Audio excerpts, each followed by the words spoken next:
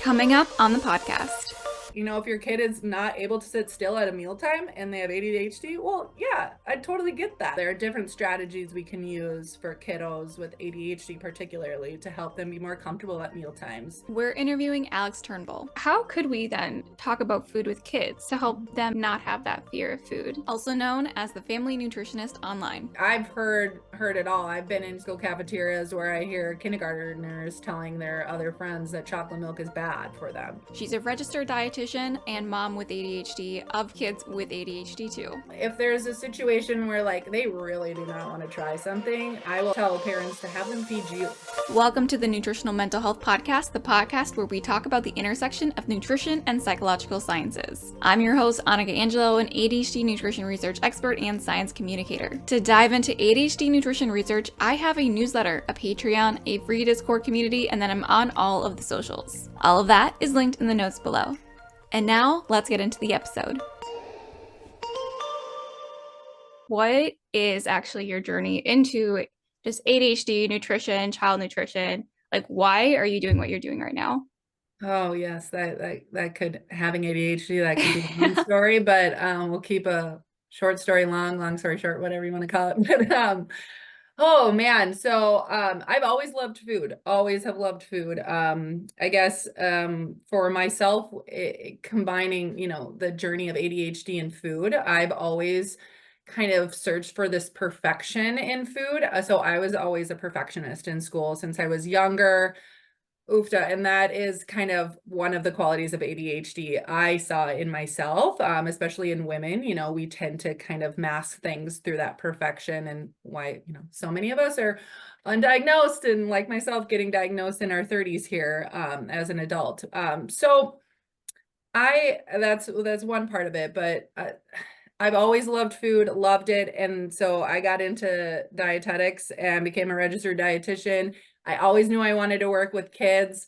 That was kind of my wheelhouse where I wanted to work. And I actually started in school food service. So kind of my love for nutrition warped into helping feeding kids, not just myself. And it working in school food service really opened my eyes to kind of all the misinformation or generalizing about foods and food systems and just the fear mongering around foods. So that is a big passion of mine, is making food fun, not feared. I kind of got into this picky eating realm of helping feed kids that, you know, for parents that are having a hard time getting them to eat fruits and vegetables. And then having been diagnosed with ADHD myself and my daughter, I just saw how the two really intermingled. With ADHD and the foods we choose, whether it's convenience or we have some sensory preferences and that. And so this whole world kind of morphed together for me. And so while I don't specifically focus 100% on ADHD in kids and nutrition, it is definitely a big piece to my puzzle of educating parents, and especially with all the research and the fear around foods right now. So yeah. Yeah, well, hopefully we'll be able to dispel some of these fears. I mean, I just know I'm not a parent myself, but I can place myself hopefully in the shoes a little bit. Yep. I just feel like if I had a kid, well, first off, I know that they're going to be probably super picky because I am. It's possible. Well, let's hope I get the flavor where they're like, let's eat anything. But odds are probably I won't get that. Maybe in the beginning that can be developmentally appropriate, but as they get older, yeah, it can be more challenging. But I just think about how much parents just care for their kids, and like they want to do so much for their kids, and like they want to do everything perfectly. Yes. And there's so many things that we don't know. Mm-hmm. And so it can be scary to try to navigate nutrition as a parent. Oh, absolutely. And yeah, we want the best for our kids. We want our kids to eat healthy things. And you know, when you become a parent, you lose so much control over something that's so important in your life. Like we control so much of our kids, you know, what they do every day, all these decisions. But then there's this big piece that we can't control everything they do. And one of those things is eating. And when we try to micromanage and control that too much, it becomes this huge battle. So there's a word called autonomy. And so that's a word I use a lot when talking to parents, is giving kids autonomy at the table. When so many decisions are made for kids, the power you can give your kids is autonomy over how much food they're eating and what they choose to eat from what's available. So I don't know if you've ever heard of the division of responsibility. Have you heard of that before? No. I don't think so. It's kind of in the child nutrition world. So it's a term coined by Ellen Satter. She's also a registered dietitian in the child nutrition field. So the division of responsibility is really to distinguish the parents' roles and the child's role when it comes to eating, to really help create competent, healthy eaters versus this restrictive, controlling, you're going to eat this, you're not going to leave the table before you finish this, what a lot of us grew up with. Yes. So the parents' role, and this is really the foundation that I think it's important for parents, whether your child has ADHD or not, we can incorporate pieces of this. But the parents' role is to decide when we're eating and what we're eating. Okay, we do the grocery shopping, we purchase foods, we kind of dictate the schedule for the most part. But the child really gets to choose if they eat and how much they eat. So that is a really difficult thing for parents to let go of. We want to micromanage their role, like their job, what their job is. And so that can get really tricky, especially when you have kids with ADHD. My daughter, 7, she has ADHD. She's on an appetite suppressant.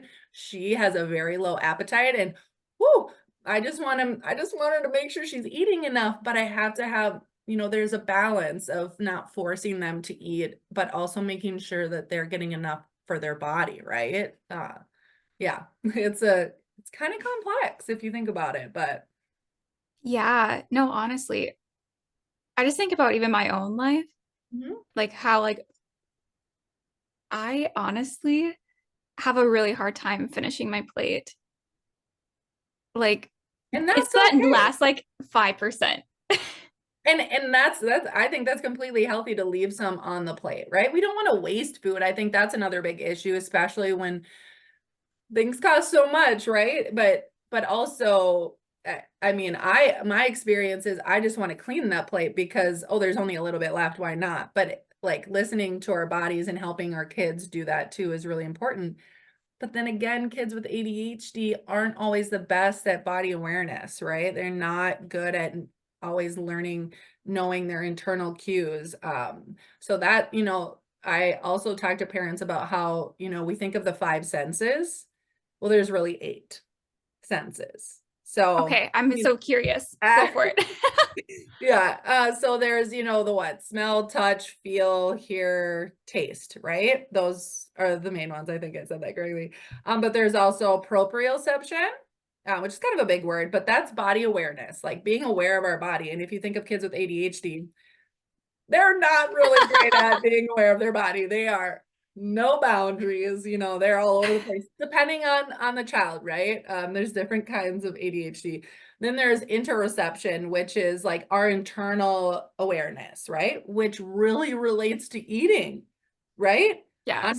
Understanding our body and when we're hungry and when we're full, just our brain connecting to those things. Then there's vestibular, which is balance. So kind of being able to control your body too, so these things play a really big role, not only with kids with ADHD, but in feeding kids in general. So really important thing to, if your kid is not able to sit still at a mealtime and they have ADHD, well, yeah, I totally get that. Like to force them to sit still is not always helpful. So there are different strategies we can use for kiddos with ADHD particularly to help them be more comfortable at meal times, in a world that's meant for neurotypicals, when we're neurodivergent. So Yeah. Okay, I was gonna go a different direction, but I want to know what these strategies are, oh honestly. yeah. So I've been able to apply them to my daughter and see what helps. Of course, every child is going to be different. So sometimes it's like a trial and error thing. Sometimes it's one thing works in one situation, and then another situation it doesn't. So for instance, with my daughter, she is so wiggly and all over the place. I let her stand when she eats. I let her kind of have movement when she eats. As much as I find myself being like, come to the table, like I want her to just focus, but that's just not what her body wants to do or needs to do. So standing is letting them stand. She'll swing sometimes, like hold on the counter and swing. Like you can get fidget bands for their feet to kind of fidget at. This is often this is common in like schools, busy bands. You can have wobble boards, you can have all these different things. This is if anyone has questions about this, like occupational therapists, like this is their wheelhouse in helping kids in this area. So they're a great resource for that. Another thing I like to do when it comes to the actual meal is kind of have an engaging, interactive meal. I talk a lot about novelty with ADHD because I see it in myself and my daughter, like in novelty for ADHD, those who have ADHD, it gives us that like hit of dopamine, right? Like, ooh, something cool, right? So if we can bring them to the table with something engaging, whether it's, I like to use like fun food, kid-friendly chopsticks, that makes it interactive. I'll use like a cheese grater so they can grate their own cheese. I'll give them like kid-safe knives to cut their own food at a meal. We do a lot of family style meals so that they can scoop themselves. So it's more interactive. They're not just coming to the meal and their plate is already there for them. Sometimes, of course, we do that, but it's just more interactive and more engaging, which can be so helpful for kids. So those are just a few of the little tricks that I use. So What do you think about distraction? I just think about like how like watching videos. I mean, honestly, I do that. It like yeah. helps me choke down my food some days. I know I have like a hate-love relationship with it because I don't love screens at meal times. I like that kind of distraction just because it cannot, yes, we want our kids to eat. So sometimes there are situations where we do that. It's very individual based, but sometimes with those distractions, it doesn't actually help us be aware of eating and the process of eating. It's more of a mindless eating. So I think we can find a balance. Like if a parent is using like TV, maybe we try to help like reel that in by, slowly removing it. Like maybe there's only one mealtime where we have that, or we use music. A lot of times we'll do conversation starters and stuff at the table. So it's still engaging. But I totally get that screen time is it's like this outlet for parents where it's like, oh, I can breathe right now. Like they have that and it helps them. So that can be tricky. I will say last night, actually, it's interesting that we're talking about this because my daughter is in second grade and I've been to her school lunch before. And one thing they do at the last 5 minutes is they do the quiet five. So they dim the lights and they do quiet five where we just they eat quietly, because the lunchroom gets really loud. So Yeah. yeah, so and then the quietest tables get to be released first to go to recess, right? Benefits. But last night my daughter asked if we could do it at dinner. And I was like, sure, let's try it. So she dimmed the lights and we kind of ate like not in darkness, but and quietly. And it was amazing how well we actually focused on eating and actually finished our food like quicker because there weren't so many distractions. So I think you have to kind of, yeah, that's really individual on what works for your kids. I try not to have like TV for my kids because they don't pay attention to eating.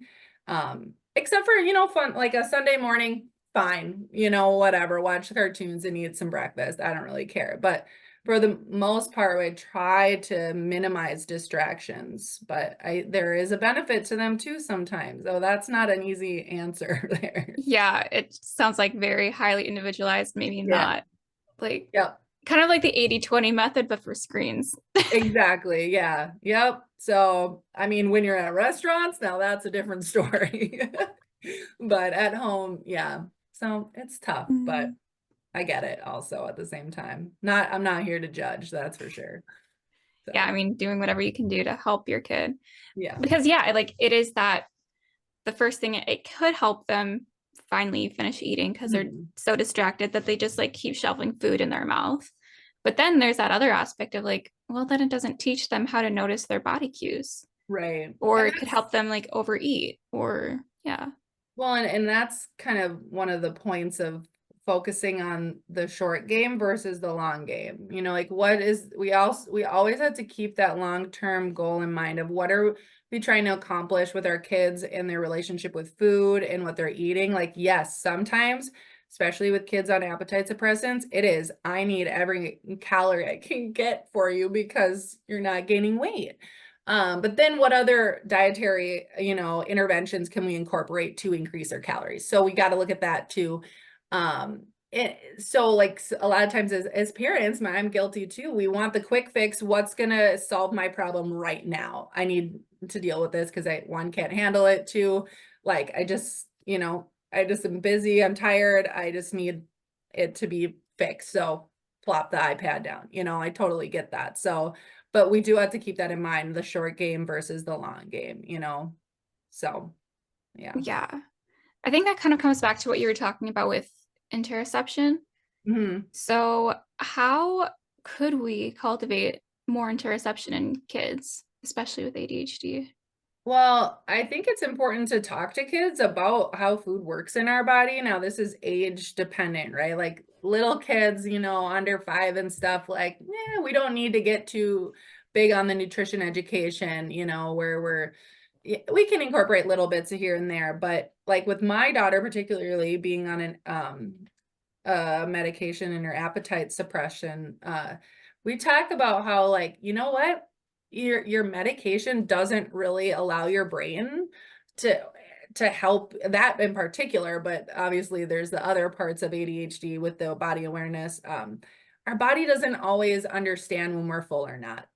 We still need to make sure that we're giving our body energy and the nutrition it needs to do fun things. And it's important to relate to that to things that are relative to them, right? Like telling them to eat something because it's good for them and it's healthy isn't like, where's the benefit for me, right? Like, but like, it's going to be summer and spring out here, and like to go outside and play and have that energy to, run around with your friends or ride your bike, right? We need a lot of muscles to really turn those wheels as we go up the hill, relating it to those kinds of things. So I think, and they're not going to get it right away. This is something that takes time, where we have to continually, feed them that message because, again, the long game, what are they going to remember that how we talked about food over time? How did we help them versus, forcing them to eat things? So that's really important, but it's as a parent with a child with ADHD, it is challenging. 'Cause I just want my daughter to eat sometimes, and I don't care what she eats. I just want her to eat. So, yeah. Yeah, so how do we go about helping them eat the foods that maybe they don't want to eat? Because Mhm. that's probably one of the hardest things as a parent, like seeing your kid not eating food. Right. Yeah, so not eating food is one thing, right? But and then there's, eating foods that, maybe aren't as nutrient dense that we know kids really, really love, the carbohydrate rich foods, right? So I think, number one, we're the adults. We have ownership over purchasing things, but I think it's important to purchase foods that your family loves too. Not there's nutritional value and then there's value in joy and emotion in food, right? So it you know a continuous exposure is always important. I am a big believer in a low pressure mealtime environment, so we're not forcing our kids to eat different foods. But what I educate parents on, like if there's a food your child doesn't particularly like, so let's take vegetables for instance, right? Because that tends to be a tricky one for kids. But they're so valuable, right?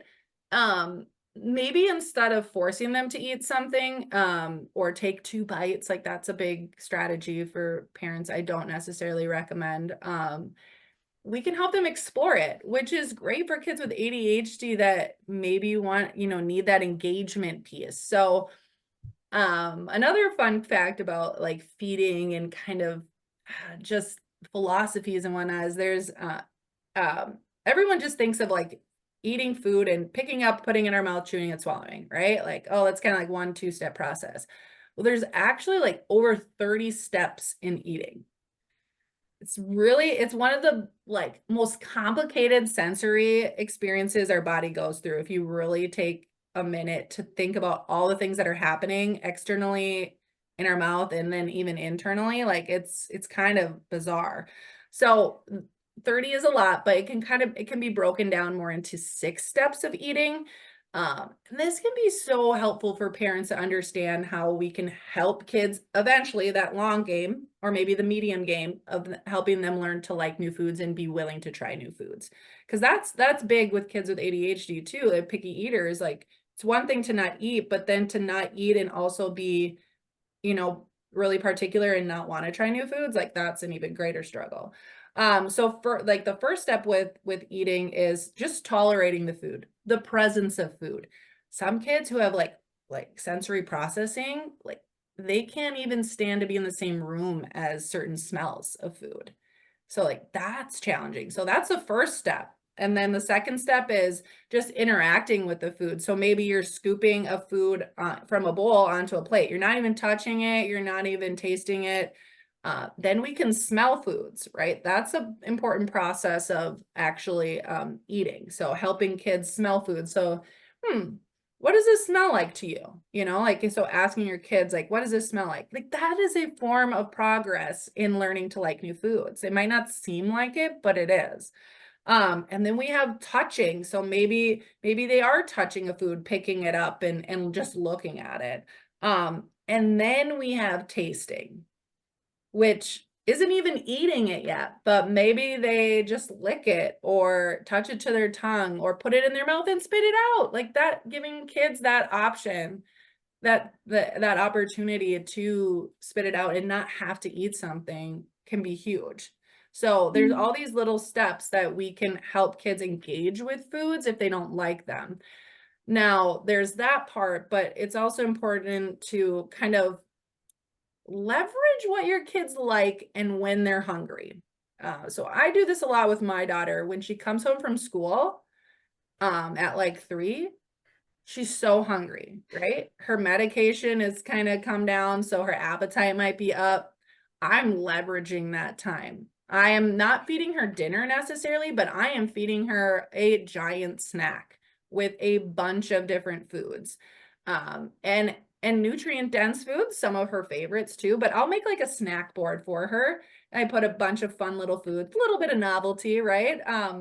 But we're doing like nuts and seeds and eggs and cheese and fruits and veggies and all these kinds of things so that I'm leveraging when she's hungry and she eats a lot then. So then at dinner time, maybe that's more of a light meal for her. But in our heads, we have such this like expectation of what meals and snacks should look like. Like dinner is the big meal, where we need to eat a lot. And that's when parents are primarily with their kids, right? Working parents, they want to see their kids eat a lot, but maybe that's not their time to eat a lot, right? Like, so we have to kind of shift our mindset of and leverage when our kids might be really hungry, whether that's in the morning before they take a medication or right after school. Maybe it's bedtime. Like, so I encourage parents to look at, especially with kids with ADHD, mini meals.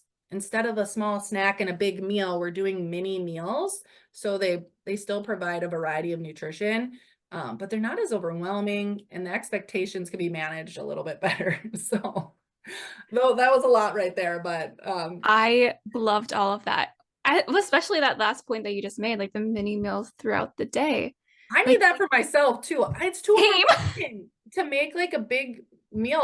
Then I think, and this is where like it's like aha moments, right? With like, yes, this is like why my brain feels this way. It's like too overwhelming to think about going down to the kitchen, even though I work from home, and going and making like a lunch. Like I just need like a small snack a few times a day. Like that's more manageable for me, you know?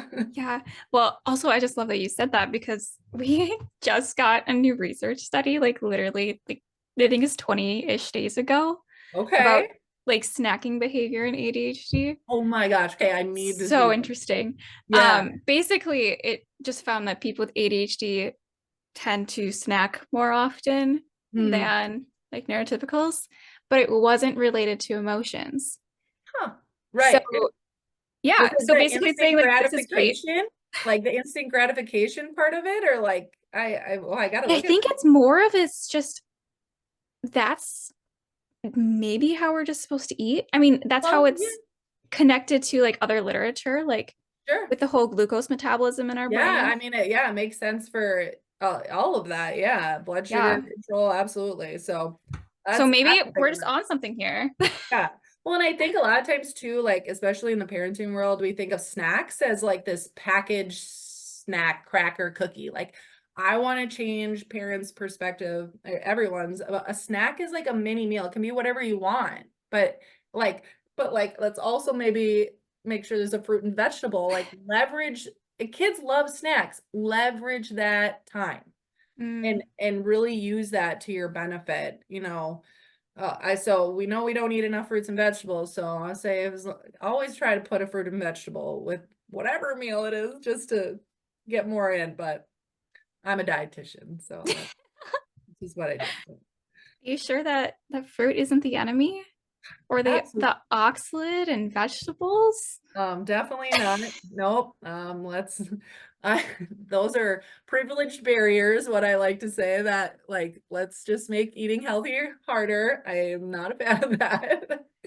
Yes. Yeah. Yeah, I think like that's the other hard part because a lot of parents might get that messaging and then think like, wait, no, maybe I shouldn't be giving my kid this. And so there's so much conflicting messaging and they're just trying to do their best. I And then know. it can like maybe even go on to their kid then, which could make the eating harder. Absolutely. Yeah, it's this like I mean, I think the old terminology used to be like almond mom, and now we have, orthorexia kind of thing, and there's all these things that, yeah, it can be a really little slippery, dangerous slope of how we are interacting and talking about food. And it's as someone who's probably had orthorexia in my 20s and struggled with trying to eat perfectly. Um, I am, it's not, I do not love that. And so that is also a big passion of mine is to live. My thing is making food fun, not feared. Like Mm, there's accessibility, there's cost, there's all, do you like a food? There's so many things involved with why we choose the foods we do. So yeah, and fear and guilt should not be a part of it. yeah. So how could we then talk about food with kids to help Mhm. them like not have that fear of food that they probably already have? Yeah. Oh man. And I've heard it all. I've been in school cafeterias where I hear kindergartners telling their other friends that chocolate milk is bad for them. Like, oh, chocolate milk's bad. And like, so I don't love the words bad and good when it comes to nutrition. Sometimes it's hard to completely avoid. I totally get that. But I think it's talking about, what foods can do for us. Like my daughter just was talking the other night. She had this like chocolate dessert and she's like, "Oh, I would eat 4 of these because they're so yummy." And I saw that as an opportunity to talk about, like, yeah, sometimes we want to eat a lot of foods because they taste good, right? But like, how do you think you would feel if you ate 4 of these chocolate, whatever they were? And so helping them kind of understand that, not always telling them, but asking them and seeing what they say and having them think about it a little bit more. Just telling our kids things that can be helpful, but having them really understand it can be really, really powerful. So I really try to emphasize eating a lot of different foods. One of my son said something about, I don't know what it was, something not being healthy. And I said, well, you know what, buddy? You know what's actually not healthy is eating, maybe it's so instead of eating just a lot of those, maybe it's just eating a little bit of those. So what's not healthy is not including foods that you love, right? Like, so we want to eat lots of different kinds of foods.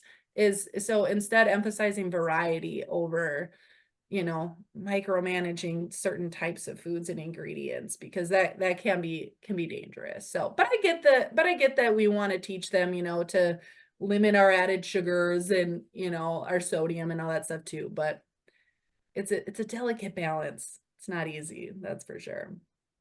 Yeah, no, it's really not easy, especially if you yourself like have all of this diet culture ingrained in your head. Oh my gosh, yes. It's a lot to unlearn. Yeah, absolutely. It's tricky. And so, and there's so many outside, things, that our kids hear and see, especially when they go to school. And so we have to, come back to what do you have control over and what are your kids hearing most of the time? They're going to grow up Mm, with what they remember in your house more so than what they heard from one person. Oh, but then there's social media, which I'm not excited for as ah, well. Parenting. So, eek, yeah. yeah, that wow, that's gonna be really hard to navigate. Yeah, especially with food and just, you know, um, oh my gosh, there's so many things and that's a whole other thing, with phones in schools and social media and stuff. But yeah. Oof. Yeah. Oh man. Yeah. Kind of going back a little bit, you talked about how there's lots of different steps to eating, and then Mhm. you started to talk a little bit about introducing foods. Yeah. Let's explore that a little bit more. Like, Mhm. how are some ways that we can actually introduce foods to kids Mhm. to get them to decrease their anxiety around food, Right. improve their desire to eat different foods, things like that? Yeah, so I think going back to that word autonomy is really important in making sure we're keeping a low pressure mealtime experience for kids so that they feel safe. So getting your kids involved, I think, is huge. Asking them what they'd like to put on the grocery list. Maybe it's foods they like, but maybe there's like, okay, what's a new food? Or maybe you take them grocery shopping. I know that's like extremely daunting for parents and it's not always the most fun experience, but like, let's pick out something new and let them pick it out. So just like opening up these doors to like trying new foods is exciting. Mm. And maybe they don't even have to try the food, but they get to pick it out. Like that's huge. But I just think like letting our kids explore food and play with food, especially when they're younger, is so, so important. I will say another thing that I always encourage parents to do early on is get your kids in the kitchen. Like it's so important. That builds confidence. Kids that are in the kitchen are eating more fruits and vegetables. They're more likely to try foods than if they're on their plate. Last night or the other night, Sunday night, I gave my kids a cutting board, some kid safe knives, and I gave them these mini cucumbers I had. And they chopped them up and ate almost all of them. Now, if I put that on their plate, like slices of cucumbers, I bet they would sit there and they wouldn't get touched. So again, we have to find these engaging, interactive moments. Now, if there's a situation where like they really do not want to try something, one thing I do is I will ask kids, tell parents to have them feed you. Have them feed you. So like if there's like a dish they don't want, oh, can you feed this to mommy? Like it's so amazing how many times like then like you could be like, "Oh, it's your turn," and then they might want to try it. So like that trust in them seeing you eat it is huge, role modeling. But them being involved in helping is huge too. So, there's so many different things. I'm just making it fun, exciting. Another example, I could talk about this all day, but something I do with my kids is I'll be like, let's do a crunch contest, right? Like let's take carrots for example. Like let's see who can crunch the loudest. And they it's fun. They want to do it. So like naturally they're just like trying it and eating it, even though they may not really be excited about it. So we really have to take a step back and help them engage with it in some way, shape, or form and view that as progress for our kids. And we just have to be, celebrate all the small steps. And if there is let's say our kids, with some kids who are really particular, like they are specific to their type of chicken nugget that they like, right? maybe we can change it by just doing a different brand or a different shape. So we're even taking the foods they love and we're adding a little variety to the foods they love so that we can slowly make change and make them feel comfortable with trying different foods. So, yeah, there's a lot of options out there, but it takes some effort and it takes some patience, that's for sure. So what if they have a lot of like sensory processing difficulties? That's a good question. I think it'll depend on the child and what those sensory, challenges are. Is it with colors of food? Is it with textures? I think if kids really like crunchy foods, maybe we find freeze-dried fruits that kids like so that they can still get in fruit, but it's more of a crunchy experience Mhm. versus a soft experience. So we have to figure out how can we tweak those preferences for them to expand their variety, but it's certainly not easy. That's for sure. Yeah.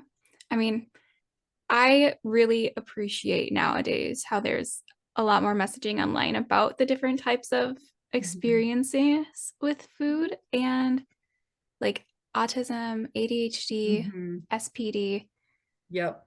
So there is that one like ARFID. I Yes. think it'd be great to talk about that a little bit here Yeah, too. absolutely. Yeah. So it's not just kids are picky and they're being little stinkers and don't want to eat, that's usually, I mean, there's some developmental appropriateness to that, but for the most part, if kids are really struggling, mealtimes are stressful, there might be some kind of underlying, thing that's going on, like you mentioned, their ARFID, avoidant restrictive food intake disorder. It's kind of a mouthful. And so that is almost, you think of it as like an eating disorder without the body image piece. Okay. So it's not like anorexia and bulimia, but it's this fear or anxiety around food, often related to like a sensory experience with food. Maybe it was because of a choking experience. They're associating fear with food, and it is hard to eat in general. It's not a fun experience. So these kids aren't just trying to make life difficult for adults. So there's that one, but there's also pediatric feeding disorder, which is a relatively new diagnosis.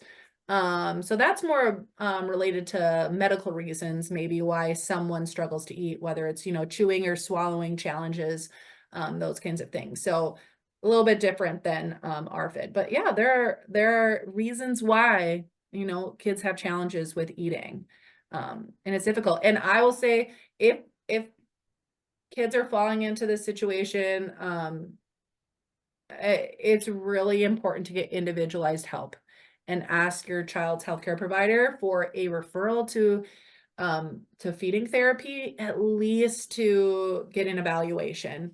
Usually you'll meet with a speech language pathologist, occupational therapist, and work through feeding challenges together with the expert individualized care. So, Yes. yeah. I think like that's the key here, like expert individualized care. Because as Uh-huh. much as like it'd be awesome if we could just talk and say, hey, this is what you have to do for your kid with ARFID Right. or P, like it's Yeah. very variable. Every single kid is different with this. It'd be like trying to treat all kids with ADHD with methylphenidate. Yeah, which it doesn't work for all kiddos, and alone certainly doesn't work. But yeah, that's, as a content creator who creates educational content for parents, especially on picky eating, like, would I love to solve, your child's eating challenges through social media? Oh, that'd be great, but that's not the case. Like, there are little tips and knowledge, forms of knowledge, but it's not, there comes a point where, yeah, you need more individualized care. And you have to advocate for that sometimes, because not all healthcare professionals, a lot of times when I've even been like dismissed with, and I'm a dietitian and this is my specialty, like talking to my child's pediatrician about, iron or something. And it's like, wait a second. No, it's important to be like, no, I have concerns about this and this is hard. I need help. We need help. So, because it's not just about kids. This is an experience for the whole entire family. Whether it's ADHD or feeding or both, it's, whew, yeah. Yes. Mhm. Yes. And sort of a little bit similar. I mean, we're talking a little bit about ADHD there and like the care. Let's pivot towards like the feeding patterns with ADHD because that seems to be something that a lot of parents want to know about. Like Well, what feeding patterns. So tell me more like about oh, that. I guess like what types of like foods or food like the plate that we should be giving our kids, you know? Like you like the physical plate? What kind of plate? I guess Or more like like what kind of the foods? yeah, like the pattern of food, like the ratio of carbohydrates and Oh, yes. Okay. So I don't like parents to get too micromanagey about, like calories or anything like that and just more focus on variety. But I guess it will depend on your child too. So for instance, like kids with on appetite suppressant ADHD medication, I always encourage to really prioritize protein, fiber, fat, all these things that are going to give you more bang for your buck with each bite versus trying to force your kids to eat. So we want to leverage their favorite foods too, right? Like it's okay to put some colored foods on their plate or some carbohydrate rich foods on their plate, but like let's make sure we're adding protein to that and fiber. So we're really making sure that they're full. So I think prioritizing those nutrients. And of course, there's other, probably with research too, different foods that may help, right? We don't necessarily, nothing is like super like, you got to eat this, right? I mean, correct me if I'm wrong, but yeah, no, that's literally. I mean, we have like some weird random studies. Like there is a yeah. study going on about kefir that Oh, oh very yeah. interesting. That Okay. it should get released hopefully end of the year. Like with the probiotic aspect or? I'm assuming that's like the main Huh. area of like why they think it might help. Yeah. But like, and then we have like a study on a specific, I think it was a whey protein drink, Okay. and that did help. But it might have just been because they were actually eating breakfast. Yeah, there you go. Yeah. So it's Yeah, definitely like the overall dietary pattern. right. And, we can talk about a lot of times parents think about what do I need to eliminate, right? To get rid of the ADHD, which is not a thing. Like we don't just get rid of ADHD, but like how can we manage symptoms?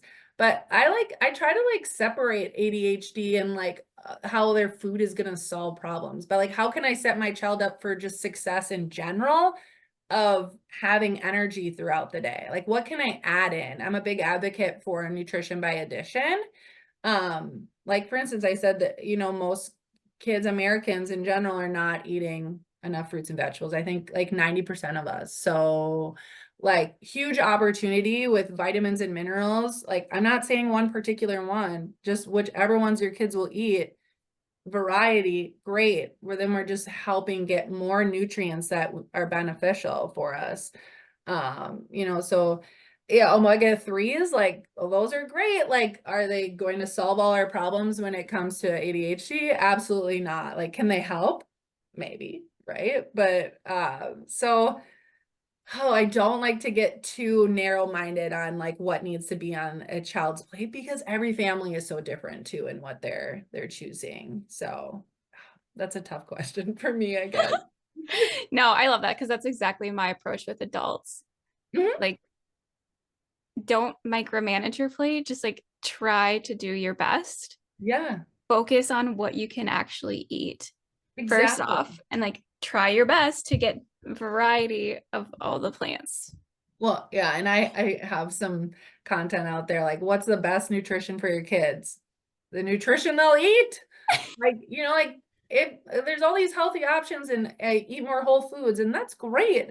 But like what if my kids won't like they don't like that and they're gonna eat that and like one I can't afford that or like I don't even like that. Like, so there's all these things that like what they'll eat is what's most important, especially when it comes to kids with ADHD. Like I would love to focus more on, fruits and vegetables sometimes with my daughter, but at the end of the day, I just want calories, right? Like, Mm, so it depends on your child and their situation, yeah, where is their weight? Is that in jeopardy? Like, so, oh yeah, it's definitely multifactorial and complex and individualized. yeah. But I did hear before that kids tend to need more carbohydrates. Is that true? like than adults? Yeah. Well, I think they're growing a lot more. So carbohydrates are our body's main source of energy. They tend to be a little bit busier than adults. So there could be some truth to that, but again, we don't want to like overload. I think in general, our body, like 60% or something, should be carbohydrates. But when people think of carbohydrates, they think chips and cookies and crackers and cereals. Carbohydrates are in fruits, which are beneficial for us with fiber. They're in vegetables. They're in like everything except for many fats and protein, whole protein products. So they're almost everywhere. They're unavoidable and not great for us to avoid completely. But yeah, I think kids tend to gravitate towards those because they're highly palatable in most many forms. They can be easier to eat. One thing that's really interesting if you think about it, like, so let's take a blueberry for example. I have blueberries downstairs and they're not like the firmest, they're not the sweetest, they're not the best. Or they can be different, from one blueberry to the next. But if you take a cracker, from the same box is like the same every time. Mm, So for some kids, like, that's a big reason why like there might be aversions to certain types of foods too, or preferences towards others. When you have that consistency that I know I'm going to bite into this and it's going to be the same, versus I don't know what the heck's this blueberry is going to taste like. yeah. And like So that's like where processed foods maybe is a lot yeah, better of a decision for your kid. Like you said, like freeze-dried fruit or yeah, frozen fruit. yep, yes, and that's when I try to tell parents it's okay to lean on those. It doesn't always have to be fresh. And it's especially doesn't always have to be organic. Like choose what works for your family. But sometimes with fresh food, there's a lot of food waste. So I don't know how many bags of spinach I've thrown away because I thought I'd use it and I didn't. So Yeah. yes. So Uh, I yeah. feel like another aspect here is um protein shakes. Hmm. Like whether they're necessary or not. Yeah, Like because I know like a lot of parents I've talked to before mhm, like are kind of afraid of using them. sure. Yeah, I get that. Totally. But like Um, also I feel like it's a really great way of getting them nutrition, especially if they are like not hungry. right, exactly. And you have to find one you enjoy, because I've tried a lot, and some of them are not always tasty. And then you find one your kids enjoy, right? So there's a time and place for nutritional supplements, especially protein shakes. And I think our society in general is like hyped up on protein, like how much protein can I get? Yes, I think protein is great to prioritize, like I mentioned before. Because it does help us feel full and it lasts a little bit longer for us. But I'm always going to encourage food first, but I get that sometimes we need to utilize something a little bit more convenient. I myself drink some protein shakes because in the morning, I'm not super hungry, but I don't want to make like a big meal. So like I grab a protein shake. Or like a yogurt drink or something like that. So I definitely think there's opportunity for those. Um, Depending where the protein shake fits in, like nutritional supplements are not regulated. So there is that piece to know like the safety issue or the safety of them. So families can look to see if they test third party. It's not like a blanket statement that this is the best option, but it's just another option for parents to look at. Actually I have a whole blog post on protein shakes and supplements too for kids. And I think at the end of the day, they can be useful. You need to find one that you like. I think they can be rather expensive sometimes. Yeah. So yeah, And you have to, there's all different forms of protein, right? Is there vegetarian protein? There's just whey protein. There's whey isolate. Like there's all these different forms of protein. So, um, you know, I'm not worried about the safety if a child is consuming, one protein shake a day versus the bigger issue is, are they getting enough calories? Mhm. That would be my biggest concern first over that. But I totally get why it might be like there's all these ingredients, right? And that we don't know how to pronounce. That doesn't mean that they're not safe. But, I get when parents question that though. Yeah. And that kind of, that whole like not being able to pronounce, like looking at the label. Mhm. Maybe let's talk about that really quick. How Yeah. can a parent who wants to help their kid Mhm. with ADHD Yeah. read a label? Who I would say it depends on how old they are.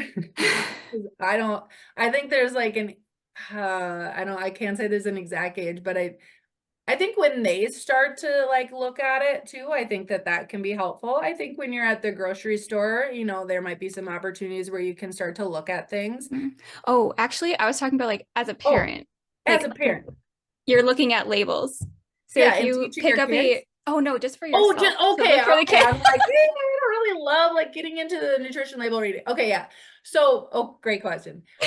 Um, So like say they I pull off some fruit juice yes, from, yeah. right. So again, I'm going to go back to nutrition by addition. I prefer to look at what a food provides versus all these things we can look at that are bad. That is how our brains as humans probably are designed to like look at, the challenges and the negative and the fear, but what does this food provide? So I know it can be overwhelming to look at an ingredient list and there's all these things, well, if that is something you don't want to do, that's fine. Doesn't mean that food is not safe. But maybe look at the other options that are available to you, and the price of those.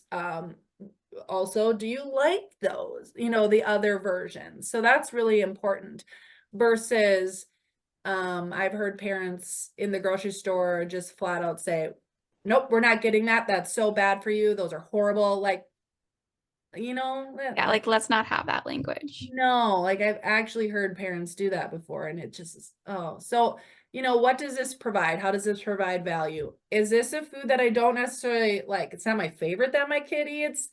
But what can I add to it too? Like, can I add some fruits and vegetables, some protein to it, some nuts, seeds, whatever? Like, what can I add to that? Instead of looking at taking away or like everything that's wrong with this food. Like, granola bars, let's take that for instance. That's a Yeah, big that's a category. really great Yeah, yes. it's like kids love granola bars and there's how many on the market. They tend to have a lot of added sugar in them. A lot of times they end up being almost like a dessert. But yes, I like to look at less added sugar. But I also look at how much fat is it providing, how much protein, how much fiber is it providing? There's other things to consider versus just looking at, oh, this has these ingredients and like too much added sugar, can't do that. Like, but what does the rest of their diet look like too? Mm, So there's so much to consider, but I look at what does it provide, where's the value, and what can I add to it? I Um, love that because that's how I read nutrition labels. I mean, honestly, I don't read them that often. I wish I did I'm when always I bought this curious, like so I'll look, guava but juice yeah. and it had like 95% not juice. Sure. Most of it literally tasted like hummingbird water. Oh, yeah, like Kool-Aid. It was not the thing. And I should have looked at the label and like, Sure. oh yes, I see it gives me about 100% of my added sugar for the day in 8 ounces. Yeah, I think looking at ingredients and nutrition labels can be helpful. And I tell parents we can consider ingredients and the nutrition label, but like it shouldn't be like there shouldn't be like hard and fast rules unless medically necessary, like celiac disease or, like Mm, allergy or something like that. So, yeah, it just seems um, so much better mentally, even just to like look at how yeah, much protein is it giving, how much yeah, fiber is it giving, yeah. how much added sugar are we looking at? Yeah. And the ability to pronounce ingredient or not does not determine or measure its level of healthiness. Like, Right. we need to get over that, because being able to pronounce a word is very subjective. And like, there's so many there's chemicals in everything. Like, so this terminology and this thought process around ingredient lists, like it, and then we could get into all of the ultra processed and processed foods. That's a different, that's another conversation. But that's just sounds, it's just exhausting if you ask me. And I already have so much going on in my brain. I don't need to add more to it. Yeah. And that kind of goes into the whole elimination diet. Like that is Mhm. exhausting for a Yeah. brain.